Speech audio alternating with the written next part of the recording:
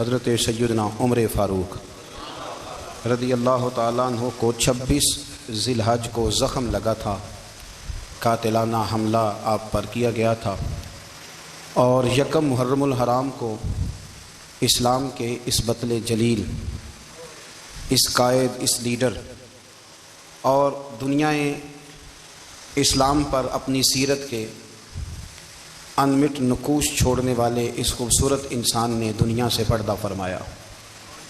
حضرت عمر فاروق رضی اللہ تعالیٰ عنہ ان لوگوں میں سے ہیں جو ابن الوقت نہیں ہوتے، ابو الوقت ہوتے، جو وقت کے مطابق نہیں بدلتے بلکہ وقت کو اپنے مطابق بدل دیا کرتے ہیں۔ یہ وہ لوگ تھے کہ دین ان کا اوڑھنا بچھونا تھا، ان کا چلنا پھرنا دین تھا، ان کا ہنسنا اور رونا دین تھا۔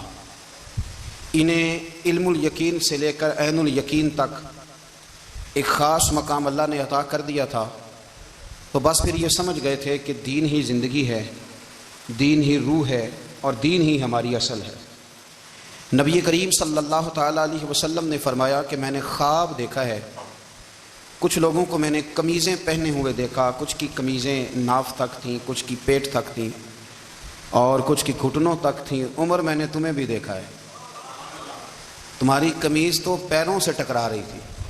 تو حضرت عمر کہنے لگے، حضور خواب کوئی دیکھتا ہے، تعبیر کوئی بتاتا ہے، پر یہاں کمال یہ ہے کہ خواب بھی آپ نے بتایا ہے، تعبیر بھی آپ ہی بتائیں گے۔ حضور پھر بتا دیں اس خواب کی تعبیر کیا ہے؟ تو حضور نے فرمایا تعبیر یہ ہے کہ کسی کا دین ناف تک، کسی کا گھٹنوں تک، کسی کا پیٹ تک، اور عمر تو سارا ہی دین میں لپٹا ہوا ہے، تو سارا ہی دیندار ہے، سارا ہی۔ حضرت عمر فاروق رضی اللہ تعالیٰ عنہ آئیڈیل ہیں، ایک ہیرو ہیں۔ ان کی زندگی کے درجنوں پہلو ہیں، ہر سال ہم ایک پہلو بیان کر دیتے ہیں، کبھی عدل و انصاف پہ بات کر لیتے ہیں، کبھی نظام حکومت پر۔ ان کی زندگی کا ایک پہلو آج بھی ہماری گفتگو کا عنوان رہے گا، پر حضرت عمر کا مرتبہ اور مقام یہ ہے کہ نبی کریم علیہ السلام نے فرمایا کہ جبریل امین 950 سال میرے عمر کی شان بیان کریں تو عمر کی شان ختم نہیں ہوتی۔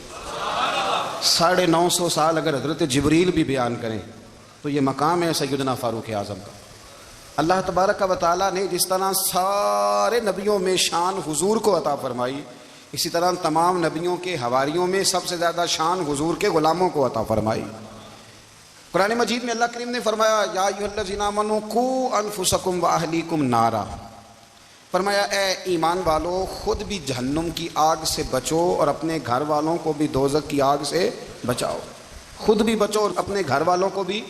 ہماری ساری نصیحتیں باہر والوں کے لیے، باہر ہمیں بہت بڑا لیکچر بھی دینا پڑے تو چلتا ہے، بہت بڑی داستان سرائی بھی کرنی پڑے تو چلتی ہے۔ سٹیٹس اور معیار یہ ہے کہ سارا کچھ باہر والوں کے لیے، اور گھر کے وہ پھول جن کی آبیاری بھی ہم نے کرنی تھی، کوئی جڑی بوٹیاں اور گائیں تو وہ کاٹنی بھی ہم نے خود تھی، دھوپ اور چھاؤں کا خیال بھی ہم نے رکھنا تھا، وہاں ہماری نظر نہیں ہوتی۔ پڑوسی کے بچے کیا کر رہے ہیں یہ سارا پتہ ہوتا ہے، اور میرے گھر میں کیا گل کھل رہے ہیں اس کی مجھے خبر نہیں ہوتی۔ حضرت عمر فاروق نے جب یہ آیت نازل ہوئی تو فوراً عرض کیا، یا رسول اللہ صلی اللہ علیہ وسلم، اس کا کیا مطلب ہے کہ خود بھی دوزخ کی آگ سے بچو اور اپنے گھر والوں کو بھی بچاؤ؟ تو نبی کریم علیہ السلام نے فرمایا، عمر اس کا مطلب یہ ہے کہ جن چیزوں کا اللہ رسول تمہیں حکم دیتے ہیں تم اپنے گھر والوں کو ان چیزوں کا حکم دو، اور جن چیزوں سے اللہ رسول تمہیں منع کرتے ہیں تم اپنے گھر والوں کو بھی ان چیزوں سے منع کرو۔ حضرت عمر فاروق کی زندگی میں جو چیز آپ کو بہت زیادہ ملے گی نا، وہ یہ ہے کہ آپ نے جتنا کڑا احتساب محاسبہ باہر والوں کا کیا ہے نا، اس سے زیادہ بڑھ کے اپنا اور اپنے گھر والوں کا کیا ہے۔ یہ بڑا عجیب معاملہ ہے کہ ہم جتنے لوگ ہیں ہمارا معیار یہ ہے کہ سامنے والا غلط ہے اور میں ٹھیک، یعنی دوسرے کا بچہ گلی میں نظر آ جائے تو اس کی غلطیاں نکلنی شروع ہو جائیں گی، اور میرا بچہ سارا شہر گھوم آئے ایک ٹائر پہ موٹر سائیکل پہ، تو ہم کہتے ہیں کہ ابھی بچہ ہے، انشاءاللہ سیانا ہو جائے گا۔ اگر ابا جی آج تک سیانے نہیں ہوئے کہ اس کو سمجھا لیں، تو پھر بیٹے کا سیانا ہونا تو ہو سکتا ہے کہ وہ 60-70 سال لگ ہی جائیں۔ گھر کے اندر جب تک توجہ نہیں ہوتی، اور سب سے پہلے جب تک اپنی ذات پر توجہ نہیں ہوتی، میں کہا کرتا ہوں کہ باہر لیکچر چلتا ہے، گھر میں عمل چلتا ہے۔ لیکچر باہر چلتا ہے، گھر کے اندر عمل چلے گا۔ باہر تو آپ نے کہہ دیا نماز پڑھا کرو، ختم ہو گئی بات، لیکن گھر میں بچے نماز تب پڑھیں گے جب ان کے والد نماز پڑھیں گے۔ گھر میں کہہ دیا پردہ کرو، پر گھر میں بچیاں پردہ تب کریں گی جب ان کی اماں پردہ کرے گی۔ گھر کے اندر عمل چلتا ہے، باہر تو چلو بات بھی چل جاتی ہے۔ تو والد کا جب تک کردار بچے نہیں دیکھتے جب تک، اتنی دیر تک ان کا تبدیل ہونا ممکن نہیں ہوتا۔ حضرت عمر فاروق رضی اللہ تعالیٰ عنہ باہر والوں کا بھی بڑا سخت حساب کرتے تھے۔ بڑا ایک گورنر صاحب نے لباس بڑا شاندار پہننا شروع کر دیا تھا، تو حضرت عمر نے اتروا کے تو انہیں ٹاٹ کا لباس پہنا کے تو اونٹ چرانے کی ڈیوٹی دے دی تھی۔ اتنا سخت احتساب کرتے تھے۔ کسائی کی دکان پر بھی 1-2 گھنٹے کھڑے ہوتے تھے۔ جو آدمی مسلسل 2 دن گوشت خریدتا تھا نا، فرماتے تھے اس کا ٹیکس بڑھا دو، لوگوں کو دال نہیں مل رہی اور یہ روز گوشت کھاتا ہے۔ حضرت فاروق اعظم، اس کو جزیہ کہا جاتا تھا، یا کچھ اور معاملات ہوتے تو بڑھا دیتے تھے۔ مسلسل جو 2 دن آدمی گوشت کھاتا تھا، فرماتے تھے مدینے میں غربت ہے، اگر یہ والا نظام تم کرو گے تو غریب لوگ کس کی طرف دیکھیں گے۔ لیکن اس سے زیادہ بڑھ کر جو ان کی زندگی کا معیار اور سٹیٹس تھا وہ یہ تھا کہ اپنے گھر کا خاص خیال رکھتے، خاص توجہ کرتے۔ ملک شام سے اور ایران سے کچھ لوگ آپ کی خدمت میں آئے، تو وہاں سے کچھ کنیزیں بھی آئیں ان کے بادشاہ کا پیغام لے کے۔ شاہ ایران کی کنیز کو ملکہ نے کہا کہ نا حضرت عمر کی زوجہ کو دیکھ کے آنا ذرا کس طرح کی ہے۔ ہمارے ملک میں کیا کہتے ہیں؟ خاتون اول، باقی سارے دووں میں خاتون اول، ذرا خاتون اول کو دیکھ کے آنا۔ تو وہ جب آئی نا گھر میں ملنے، تو کہا کہ مجھے میری ملکہ نے کہا تھا کہ عمر کی زوجہ سے، اہلیہ سے ملاقات کر کے آنا۔ تو حضرت عمر کی اہلیہ نے نا ایک جوڑا کپڑوں کا دے دیا ملکہ کے لیے، اور ایک خوشبو کی شیشی دے دی۔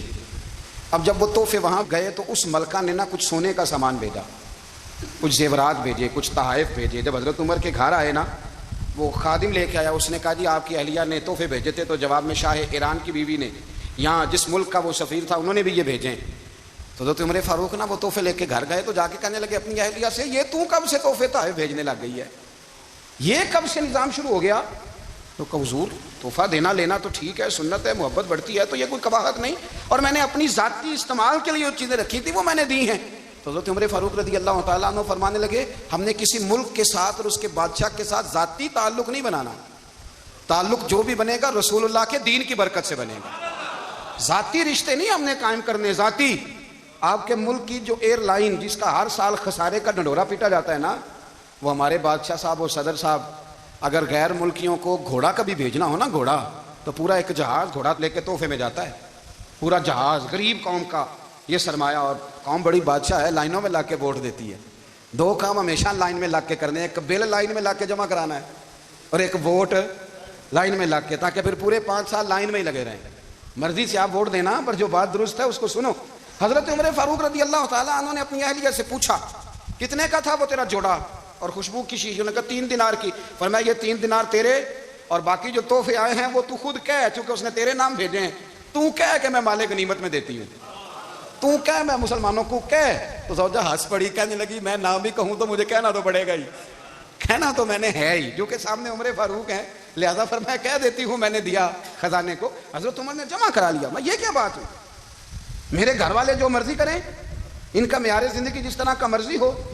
اور حضرت عمر ایک جملہ کہا کرتے تھے، اللہ کرے کہ یہ باتیں اس دور حاضر میں ہماری سمجھ میں آئیں۔ حضرت عمر فاروق رضی اللہ تعالیٰ عنہ اپنے بچوں کو فرمایا کرتے تھے کہ بہت آدمی کو بھوک لگی ہو نا، اور پھر اس کی پسند کا کھانا پکا ہو، تو اتنے شوق سے وہ اس کھانے کو دیکھتا ہے نا، فرمایا اس طرح پوری قوم اپنے بادشاہوں کے خاندان کو دیکھتی ہے، اس تیزی کے ساتھ دیکھتے ہیں کہ ان کے گھر میں کیا ہو رہا ہے، ان کا معیار زندگی کیا ہے، ان کا سٹیٹس کیا ہے۔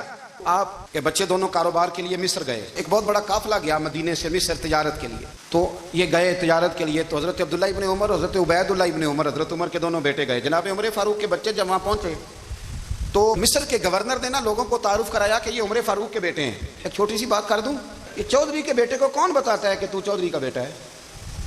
باہر والے بتاتے ہیں، گھر والے۔ اور سیٹھ صاحب کے بیٹے کو کون بتاتا ہے کہ تو سیٹھ صاحب کا بیٹا ہے؟ اور مالک کو کون بتاتا ہے کہ تو مالک کا بیٹا ہے اور یہ کرایہ دار ہے؟ یہ کون بتاتا ہے؟ یہ سوچ ہم دیتے ہیں بچوں کو، چودھری اور کمی کی سوچ، امیر اور غریب کی سوچ، مالک اور کرایہ دار کی سوچ، گھر کے مالک کی اور کام کرنے والے کی سوچ، یہ ہم دیتے ہیں۔ یاد رکھنا، یہ ہم دیتے ہیں، یہ ہمارا مزاج ہے، یہ باہر سے نہیں آتی۔ تو کوئی شہزادہ ہے، تو سیٹھ ہے، تو نواب ہے، یہ سوچ باہر سے نہیں آتی، یہ اماں سوچ دیتی ہے، اماں، یہ ابا سوچ دیتا ہے۔ اور پھر جب تباہی اترتی ہے تو اس کے ذمہ دار بھی باہر والے نہیں ہوتے، گھر والے ہوتے ہیں، گھر والے۔ ہمارے بچوں کی طبیعتوں پر زیادہ نقش باہر والوں کا نہیں ہوتا، گھر والوں کا ہوتا ہے، یاد رکھیے گا۔ حضرت عمر فاروق رضی اللہ، بچے ہیں، شہزادے ہیں، وہ کاروبار کرنے گئے، اور وہاں بتایا گورنر صاحب نے کہ یہ فاروق اعظم کے بچے، امیر المومنین کے۔ لوگوں نے ان سے زیادہ مال خریدا, تجارت میں زیادہ نفع ہوا. ظاہر ہے کہ وہ آپ کے جو اللہ خیر کرے حکمران ہیں, ان کے کاروبار کتنے ملکوں میں ہیں, کس بنیاد پر ہیں؟ وہ صرف اس بنیاد پر کہ وہ حکمران رہے, ان کے لیے آسان تھا بڑے لوگوں سے تعلقات بنانا. حضرت عمر فاروق رضی اللہ تعالیٰ عنہ کے بچے ڈھیروں مال کما کے جب واپس آئے نا, تو حضرت عمر سے آ کے بچوں نے بطور محبت کا, ابا جی اللہ نے بڑا ہی فضل کیا ہے, بڑا مال کمایا الحمدللہ, یہ دیکھیں کتنا نوازا ہے. تو حضرت عمر کہنے لگے سارے قافلے نے اتنا ہی کمایا ہے, سارے قافلے نے اتنا ہی کمایا ہے؟ کہ حضور نہیں, سارے قافلے نے اتنا نہیں کمایا, سب کو اتنا نہیں ملا. وہ تو وہاں گورنر صاحب نے لوگوں کو تعارف کرایا تھا کہ یہ عمر کے بچے ہیں, تو لوگوں نے پھر ہم سے بڑا ہی خریدا.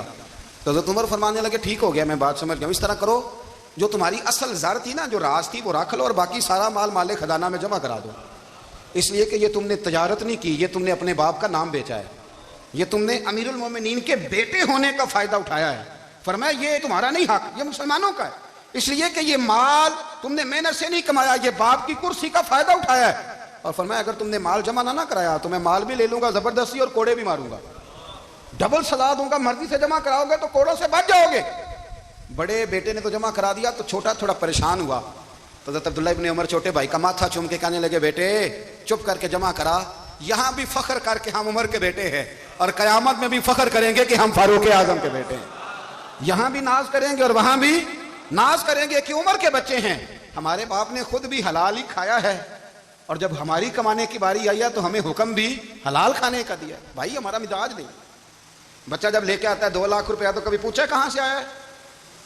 جب وہ پہلے دن غلط دوستوں کے پاس جا کے بیٹھتا ہے تو کبھی نکالا ہے گھر سے اسے؟ یہ بہت سارے خمیازے ہمیں اس لیے بھگتنے پڑتے ہیں کہ ہم ابتدا میں سوراخ بند نہیں کرتے. جب اس میں شگاف پڑ جاتا ہے, سیلاب آتا ہے, تو ہمیں ہوش آتی ہے. حضرت عمر نے اپنے گھر میں نگرانی رکھی, کڑی نگرانی.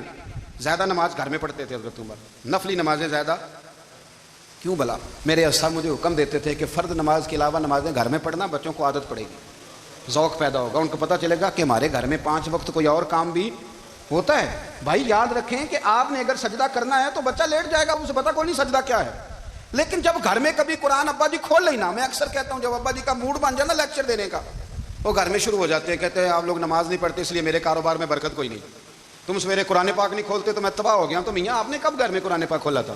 آپ نے کب نماز پڑھی؟ آپ نے کب گھر کے اندر اللہ رسول کا ذکر کیا تھا؟ آپ نے کب حدیث چھیڑی؟ آپ نے بھی تو گھر کے اندر جب بھی آپ آئے ہیں تو آپ نے وہی کچھ کیا جو دنیا دار کرتے ہیں. آپ بھی تو اپنا موبائل لے کے اللہ کونے میں بیٹھ گئے. آپ نے بھی تو کہا ہے کہ اب تمہارے چینل ختم, اب میری مرضی والا چلے گا. تو جو آپ نے کیا ہے بچے بھی وہی کام کریں گے. آپ نے بھی گپ شپ لگائی ہے تو وہ بھی لگا رہے ہیں. یہ سمجھ لیں جو کام آپ کریں گے آپ اپنے بچوں کی سیرت میں اس کا جلوہ دیکھ لیں گے. بڑی بڑی پکی سی بات ہے کہ آپ کو بچے کی عادتیں دیکھ کے سمجھ آ جائے گی کہ میں بھی یہی کرتا تھا اور یہ بھی.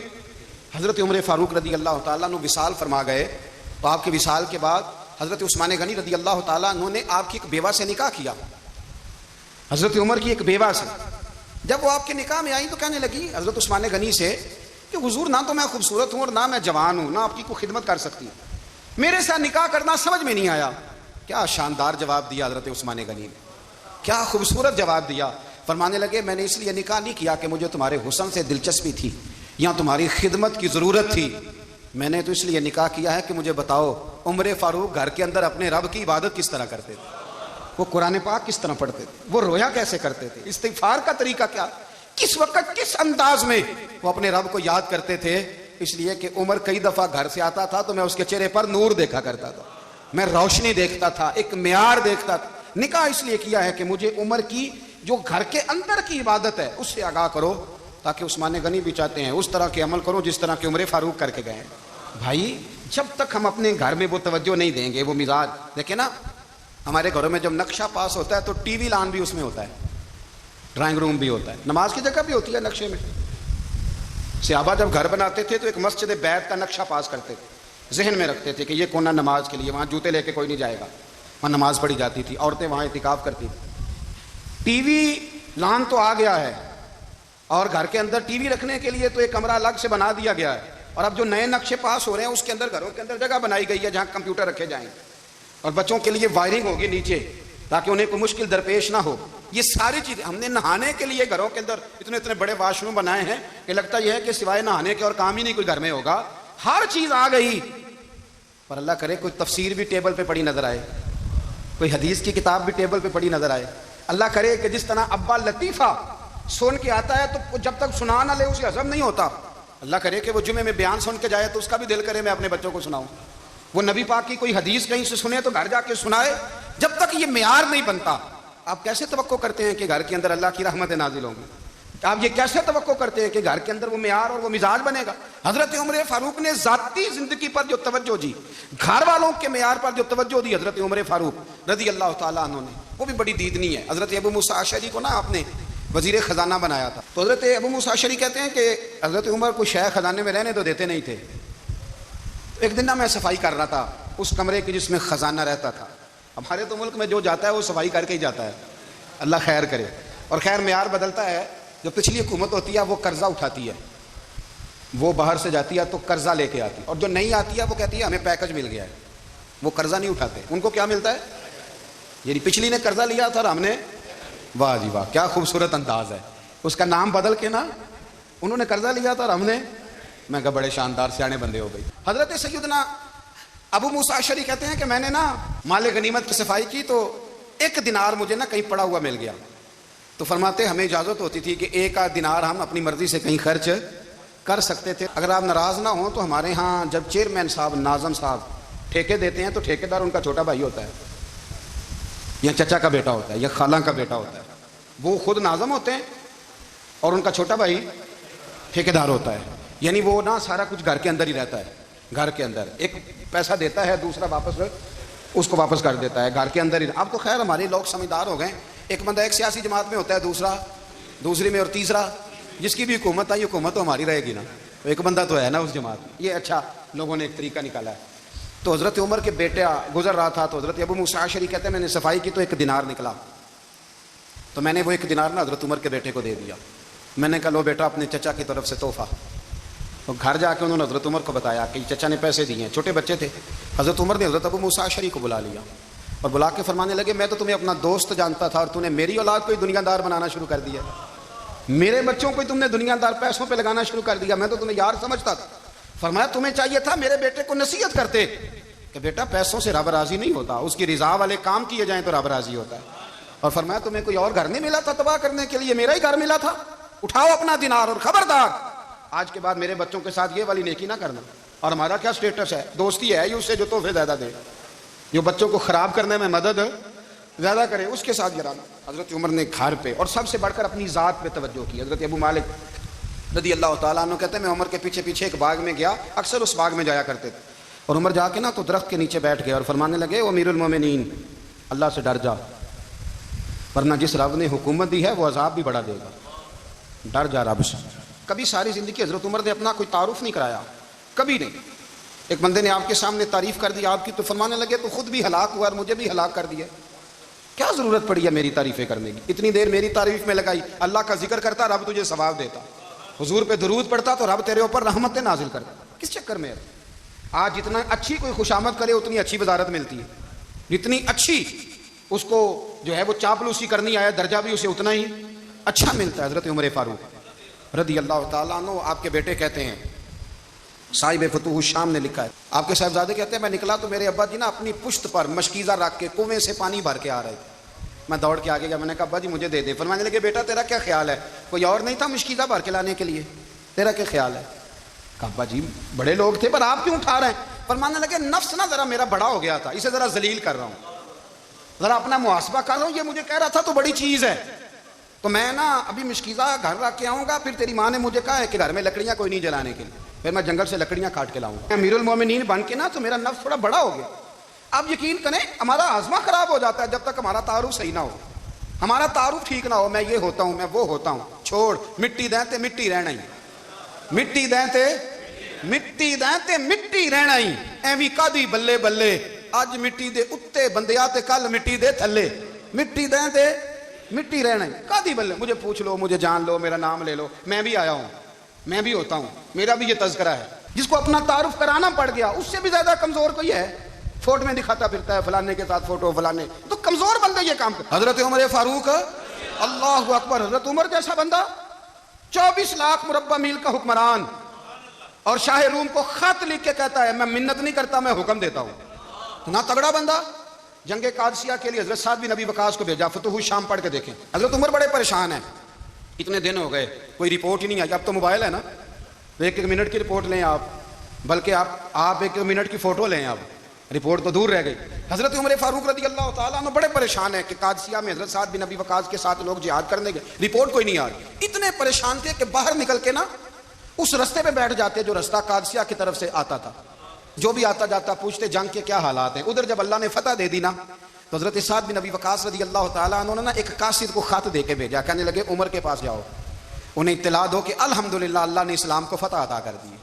یہ حضرت عمر کو جا کے دینا، وہ بڑے پریشان ہوں گے۔ وہ جو اس زمانے میں اس طرح ہوتا تھا کہ کئی دور دور سے صحابہ جو دوسرے شہروں کے ملکوں کے رہنے والے ہوتے تھے وہ بھی آ کے شامل ہو جاتے تھے جہاد میں۔ کوئی 1 دفعہ مدینے آیا، کوئی 2 دفعہ آیا، پھر اپنے اپنے علاقوں میں بہت سارے لوگوں نے زیادہ دفعہ حضرت عمر کو دیکھا بھی نہیں تھا۔ وہ جو قاصد خط لے کے آیا تھا نا، اس نے 1 آدھ دفعہ دیکھا تھا، حضرت عمر بوڑھے ہو گئے، وہ پہچانتا نہیں تھا۔ ادھر سے وہ خط لے کے آ گیا، حضرت عمر مدینے سے باہر نکل کے اس روڈ پہ بیٹھے تھے جو قادسیہ سے آتا تھا۔ جب اس آدمی کو آتے دیکھا تو حضرت عمر اٹھ کے کھڑے ہو گئے، فرمانے لگے قادسیہ سے آ رہے ہو؟ وہ کیا کہتا ہے؟ پھٹے پرانے کپڑے، ٹوٹے ہوئے جوتے، سر پہ پرانی پگڑی، کہنے لگے غلام مدینے کے رہنے والے ہو؟ حضرت عمر کہنے لگے ہاں مدینے کا ہوں۔ کہا میں قادسیہ سے آیا ہوں، الحمدللہ اللہ نے اسلام کو فتح دے دی ہے، الحمدللہ کفر کی کمر ٹوٹ گئی ہے۔ اس نے یہ بات کر کے تو گھوڑے کو ایڑی لگائی، گھوڑا دوڑنے لگا مدینے کے، حضرت عمر بھی ساتھ ساتھ دوڑ رہے، فرمانے لگے اچھا بتاؤ خالد بن ولید کا کیا حال ہے؟ تھوڑا آگے جا کے فرمانے لگے اسامہ بن زید کیسے ہے؟ وہ کہتے ٹھیک ہے۔ پھر اس نے اور گھوڑا، عمر ساتھ ساتھ دوڑ رہے ہیں، ساتھ ساتھ 24 لاکھ مربع میل کا حکمران، ایک جوتا پیر سے نکل گیا، عمر دوڑ رہے ہیں۔ آگے جا کے پوچھتے ہیں سعد بن ابی وقاص کا کیا حال ہے؟ کہ حضور وہ بھی ٹھیک ہے۔ کتنے لوگ میرے شہید ہو گئے مسلمانوں میں سے؟ کہنے لگا صحیح گنتی کا نہیں پتا، یہ لفظ ادا ہوتے ہوتے مدینے کی سرحد آ گئی۔ لوگوں نے عمر کو گھوڑے کے ساتھ دوڑتے دیکھا تو کہا امیر المومنین کیوں دوڑ رہے ہیں؟ وہ غلام چھلانگ لگا کے نیچے آیا، قدموں میں بیٹھ گیا، کہنے لگا حضور آپ نے بتایا ہی نہیں آپ امیر المومنین ہیں۔ آپ فرمانے لگے کیا بتاتا؟ میں تو اونٹ چلانے والے کا پتر ہوں، کیا بتاتا؟ وہ عمر ہوں جس نے اپنے گناہوں کا حساب دینا ہے، کیا بتاتا؟ جو سعد بن ابی وقاص کو جہاد پہ بھیج کے خود بزدلوں کی طرح گھر میں بیٹھا ہے، کیا بتاتا؟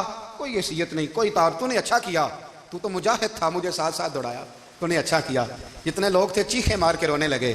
حضرت فاروق اعظم سے کہنے لگے عمر جب تک تیرے جلوے رہیں گے اللہ کامیابیاں ہی عطا فرمائے گا، جب تک تیرا رنگ رہے گا اللہ تعالیٰ نوازتا ہی رہے گا۔ کچھ نہیں، کبھی اپنا آپ ظاہر ہی نہیں کیا۔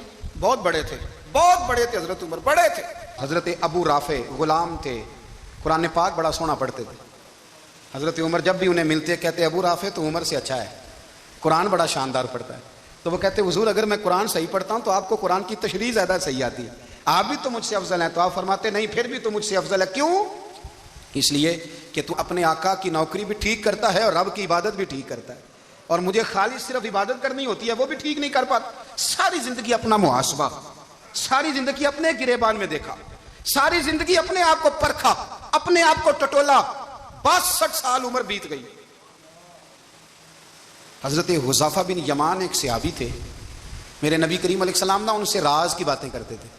ہر بندے کا ہاضمہ ٹھیک نہیں ہوتا، سب سے راز کی بات نہیں کرنی چاہیے۔ حضرت حذیفہ بن یمان کہتے ہیں حضور راز کی باتیں بتاتے ہیں۔ مدینہ منورہ میں جو منافقین تھے ان کی لسٹ بھی نبی پاک نے حضرت حذیفہ بن یمان کو دی تھی۔ جب کوئی مشکوک آدمی مر جاتا نا تو صحابہ کہتے ہیں ہم دیکھتے اگر حضرت حذیفہ نے جنازہ پڑھا ہے تو ہم بھی جنازہ پڑھ لیتے۔ نبی پاک نے بھی کچھ جنازے نہیں پڑھے، ترمذی میں ہے، فرمایا عثمان سے جو بغض رکھے اس کا جنازہ نہیں پڑھیں گے۔ حضرت حذیفہ بن یمان اگر جنازہ پڑھتے تو لوگ پڑھتے، وہ نہ پڑھتے تو لوگ جنازہ نہ پڑھتے۔ حضرت حذیفہ بن یمان کہتے ہیں جناب عمر فاروق کی خلافت کے آخری ایام تھے، کچھ دنوں کے بعد وہ شہید ہو گئے۔ فرماتے آدھی رات کا وقت تھا، میں گھر میں سویا تھا بڑا بے فکر، اچانک میرے دروازے پہ دستک ہوئی، میں گھبرا کے اٹھا، اتنی رات کو کون آیا؟ کہتے ہیں قربان جاؤں، دروازے پہ گیا تو امیر المومنین فاروق اعظم دروازے پہ۔ میں نے کہا عمر کوئی حکم تھا تو مجھے بلا لیتے۔ کہنے لگے میں نا امیر بن کے نہیں آیا، تیرا ویر بن کے آیا ہوں۔ امیر المومنین کی حیثیت سے سرکاری کام سے بلاتا تو وہاں بلاتا، مجھے ایک ذاتی کام پڑ گیا۔ کہتے میں نے عمر کو گھر کے اندر بلا کے چارپائی پہ بٹھایا، میں نے کہا حضور میں غریب آدمی میں کیا آپ کے کام آ سکتا ہوں؟ تو کہتے ہیں انہوں نے نا مجھے ساتھ بٹھا لیا، پھر میرا ہاتھ پکڑ لیا، کہنے لگے تو عمر کو جانتا ہے؟ عمر جھوٹ نہیں بولتا، تو جانتا ہے عمر وعدوں کا پکا ہے؟ کہا حضور جانتا ہوں۔ کہا میں اس وقت آیا ہوں جب دیکھ بھی کوئی نہیں رہا۔ حضرت حذیفہ بن یمان کہتے ہیں پریشان ہو گیا، حضور پہلیاں نہ بجھوائے، مہربانی کر بتائیں کدھر آئے ہیں؟ حضرت عمر فاروق فرمانے لگے 62 سال کا ہو گیا ہوں، 63 میں چل رہا ہے, داڑھی سفید ہو گئی ہے, پھل پک گیا, اٹھ فریدا ستیا, داڑھی آ گئی پور, اگا نیڑے آ گئی, پیچھا رہ گئی دور. اب قبر حشر کا معاملہ صاف نظر آنے لگا ہے. کہا حضور مجھ سے کیا چاہتے ہیں؟ حضرت عمر رو پڑے, کہنے لگے آج میں عشاء کے بعد نکلا ہوں تو نبی پاک کے صحابہ مجھے نیک کہہ رہے تھے, پھر میں نے بچوں کی ماں سے اور بچوں سے بھی پوچھا ہے, وہ بھی مجھ سے راضی ہیں, پر حذیفہ تیرے ساتھ نبی پاک راز کی باتیں کرتے تھے, سچ بتا کہیں عمر کا نام منافقوں میں شامل تو نہیں؟ سچ بتا ان منافقین میں تو شامل نہیں, کہیں اوپر سے تو نہیں سارا کچھ؟ حضرت حذیفہ بن یمان کہتے ہیں میں باپ کے مرنے پہ اتنا نہیں رویا جتنا عمر کے سوال پہ رویا. میں قدموں میں بیٹھ گیا, میں نے کہا نہیں عمر یہ تو میں نے نہیں سنا, لیکن یہ میں نے نبی پاک سے ضرور سنا ہے کہ میرے بعد اگر کوئی نبی ہوتا تو عمر ابن خطاب ہوتا. یہ میں نے اپنے کانوں سے سنا ہے کہ عمر جس گلی سے گزرے شیطان راستہ بدل جاتا ہے. یہ میں نے اپنے کانوں سے سنا ہے کہ 950 سال حضرت جبریل جناب عمر کی شان بیان کریں تو پھر بھی بیان نہیں ہو سکتا. یہ میں نے ضرور سنا. دوستو ساری زندگی حضرت عمر نے اگر دوسروں کا محاسبہ کیا تو اپنا اور اپنے بچوں کا بھی کڑا خیال رکھا, اپنی ذات پر بڑی توجہ دی. جو لوگ اپنا بھول جاتے ہیں نا, ہمیں اپنی صحت کا بڑا خیال ہے لیکن اپنی روحانی زندگی کا کوئی خیال نہیں ہے, قلبی زندگی کا کوئی تصور نہیں ہے. آپ یقین کریں موٹا آدمی کمزور ہونے کے لیے جدوجہد کر رہا ہے, کمزور طاقتور ہونے کے لیے, لیکن جس کو کتنے دن بیت گئے اللہ رسول کی یاد میں رویا ہی نہیں, کتنے دن بیت گئے نہ سننے کو دل ہی نہیں چاہا, جسے مہینوں بیت گئے اور قرآن پاک کی طرف نظر ہی نہیں گئی, وہ فکر مند ہی نہیں. زندگی زندہ دلی کا نام ہے, مردہ دل کیا خاک جیا کرتے ہیں. بھائی حضرت عمر کی زندگی دور حاضر میں ہمیں یہ سبق دیتی ہے کہ کڑی نگرانی رکھو اپنے پودوں کی, کڑا خیال رکھو اپنے ذاتی باغ کا, اور یہ جو تمہارے دل کی دنیا ہے یہ تمہاری روح کی زندگی ہے, اس کا محاسبہ کرتے رہو. نبی کریم علیہ السلام نے فرمایا اپنا حساب خود کر لو قبل اس کے کہ تمہارا حساب کیا جائے. اپنا حساب, ہم ساری دنیا کا حساب کرتے پھرتے ہیں, کوئی کہاں سے کماتا ہے کہاں کھاتا ہے, پر اپنا حساب حضور نے فرمایا حساب کر لو قبل اس سے کہ تمہارا حساب. مولا علی فرماتے ہیں نماز پڑھ لو قبل اس کے کہ تمہاری نماز پڑھی جائے. اپنا محاسبہ کریں, تھوڑا سا نا اوپر دائیں بائیں دیکھنے کی بجائے تھوڑی سی گردن جھکا کے نا, درویش کہتے ہیں برے بندے نو میں لبن ٹریا تے جگ تے ملیا نہ کوئی, اپنے اندر چاتی پائی تے میں تھوں برا نہ کوئی. تھوڑی سی اپنی طرف توجہ دیں. ہم نا بے چین وقت گزار رہے ہیں, بے قرار ہیں, بے سکون ہیں. سبب یہ ہے کہ ہم نے نا اپنا حساب کرنا چھوڑ دیا ہے. حساب کرو گے, بے حساب تو بندہ روٹی کھا لے تو بیمار ہو جاتا ہے, اور اگر زندگی بے حساب گزرے, گناہوں کا حساب ہی نہ کیا جائے, تقوی کی طرف توجہ ہی نہ کی جائے, تو پھر زندگی دشوار ہو جاتی ہے. ہمیشہ مدحت خیر الانام میں گزرے.